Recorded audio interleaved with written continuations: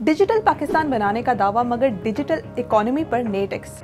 हुकूमत पाकिस्तान ने बजट 2025-26 में जहां मुख्तलिफ शोबों को डिजिटलाइज करने के लिए स्टेप्स उठाए हैं, वहीं ऑनलाइन बिजनेसेस और डिजिटल सर्विसेज पर टैक्स लगा दिए। वजीर खजाना ने अपनी तकरीर में कहा कि ऑनलाइन बिजनेसेस और डिजिटल मार्केट प्लेसेस रवायती कारोबार के लिए मसला बन रही हैं, लिहाजा अब e commerce platforms, courier services और लॉजिस्टिक कंपनीज पर 18% सेल्स टैक्स तजवीज़ किया गया है।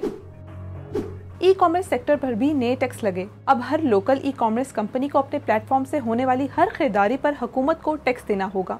माहिरीन के मुताबिक ऐन मुमकिन है कि ये बोझ वो शायद कीमतों में इजाफा करके सार्फिन पर मुंतकिल कर दें। इन डिजिटल पेमेंट्स पर नए टैक्सेस की डिटेल्स कुछ यूँ हैं। 10,000 तक की अदायगी पर 1%, 20,000 से 10,000 के दरमियान 2%, 20,000 से जायद रकम पर 0.25%। अगर आप कैश ऑन डिलीवरी के जरिए खरीदारी करते हैं तो वो भी टैक्स से नहीं बची। कपड़ों पर 2%, इलेक्ट्रॉनिक्स पर 0.25% और दीगर अशिया पर 1% तक का टैक्स कुरियर कंपनियां आपसे वसूल करेंगी। इसके अलावा अगर आप किसी ऑनलाइन स्टोर पर अशिया बेचना चाहते हैं तो पहले आपको सेल्स टैक्स एक्ट के तहत रजिस्टर होना होगा। बगैर रजिस्ट्रेशन के ई कॉमर्स प्लेटफॉर्म्स आपको बेचने की इजाज़त नहीं देंगे।